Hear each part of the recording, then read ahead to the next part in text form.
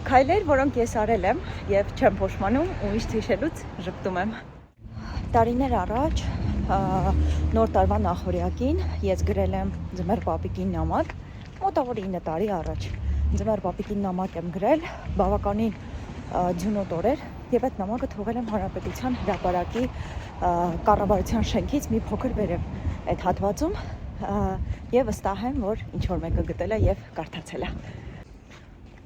Հագել եմ կերպարային հագուստ եւ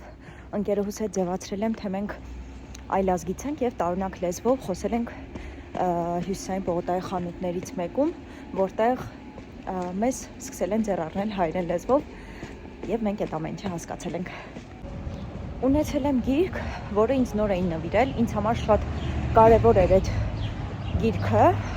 բայց նաեւ շատ ցավոտ էր ինձ համար, որ այդ գիրքը ինձ մոտ է եւ ես այդ գրքի մեջ թողել եմ նամակ ու վաճառել եմ անծանոթ ինչ-որ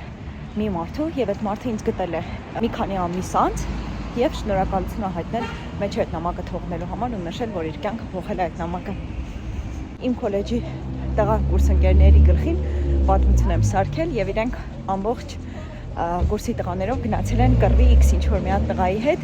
որը վերջում պարզվել է ես եմ։ Խաղացել եմ բառախաղ, որտեղ պարտվել եմ